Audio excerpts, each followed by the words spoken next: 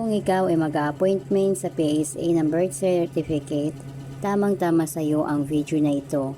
Ituturo ko sa inyo ang step-by-step guide hanggang sa appearance nyo sa PSA. Especially sa mga first-time job seeker. Okay, unahin ko na ang public advisory ng PSA. No walk-in, so need nyo talaga magpa-appointment unless kayo ay holder ng PhilID or National ID. Na kailangan mag-set ng appointment as long as the requests are for your first degree of the family. So ano yung tinatawag na first degree of the family? Ito yung ating mga magulang, kapatid at anak. Para sa mga first time job seeker dyan, dalawa ang kailangan yung ipasa. Barangay certificate na ang nakalagay ay for employment purpose. Pangalawa, oath of undertaking. Lahat po yan ay makukuha sa ating mga barangay. Ito yung mga sample niya. At take note po, i-check nyo yung ibibigay nila sa inyo kung may witness name and signature. May mga ibang barangay na hindi pa po updated, so hindi po yun tatanggapin. Ito yung dati, panahon pa ni Digong, at ito naman po yung updated. Tanong kung may babayaran pa ba? Ang sagot po dyan, free po lahat. Pag first time job seeker ka at kumpleto naman sa requirements. Bali 195 lahat ang masisave mo. Okay, take note po ulit. Once lang po siya pwedeng magamit at 1 copy lang din po. Start na tayo sa pag-set ng appointment. I hope tapusin nyo ang video na ito at marami pa akong i-share sa inyo. Tayo sa ating ginagamit na browser, i-search natin ang PSA appointment. So may lalabas dyan, hanapin lang natin yung legit. Itong nasa unahan ang ating i-click, then mapupunta na tayo dito sa website. So pindutin natin ang Civil Registration Service, then scroll down natin. So ito yung mga privacy notice, pwede yung basahin yan para magkaroon kayo ng idea. Pag andito na tayo, i-click ang I agree. So, ito naman yung mga important reminders. Number 1, bawal mag-book ang minors. 2, kung ikaw ay authorized representative, kailangan mo magdala ng authorization letter and valid ID ng kukuhaan mo at valid ID mo rin. Number 3, first come first serve. Pag okay na, i-click ang next. Ito naman tayo pipili ng purpose natin. So sa akin, ang purpose ko is kukuha ng birth certificate. So i-click ko yung sa taas. Ito yung sinasabi ko kanina para sa mga first time job seeker, yung barangay certificate at oath of undertaking. So pag okay na, i-click ang next. Dito naman tayo pipili ng region kung saan tayo mag-appearance. Example, sa NCR. Then, choose outlet. Tapos, i-click ang next.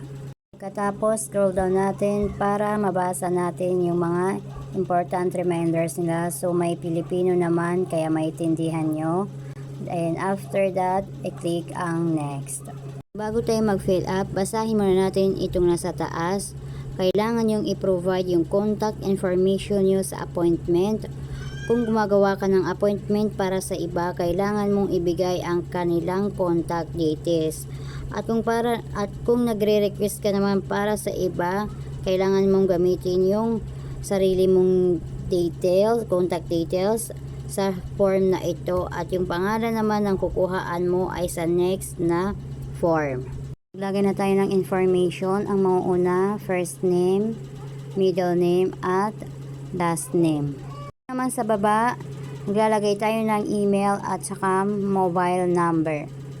Okay na, pindutin ang I agree, then scroll down, tapos next. Dito naman magsisend sila ng OTP verification sa ating email at numbers na binigay. So, hintayin lang natin.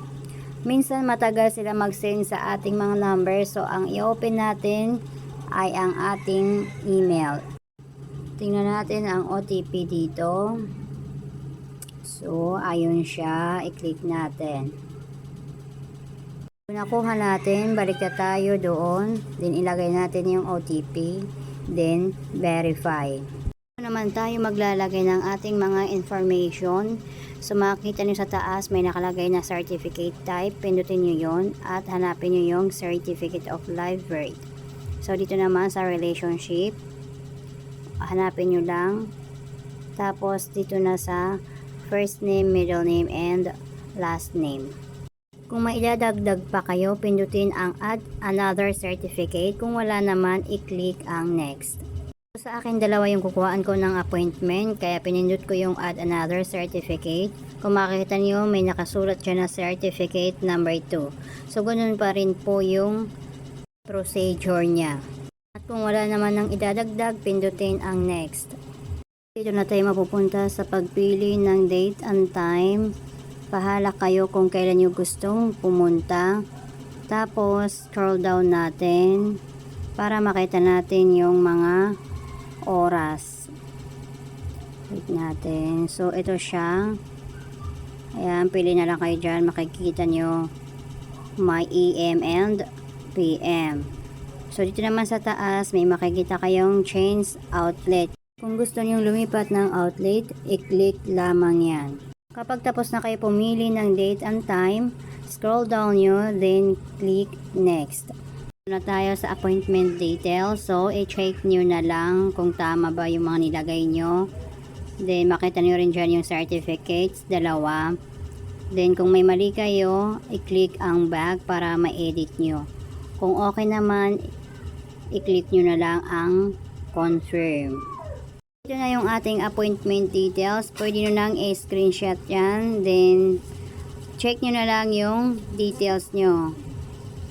Tapos kung gusto niyo naman i-print, scroll down nyo, then print appointment form.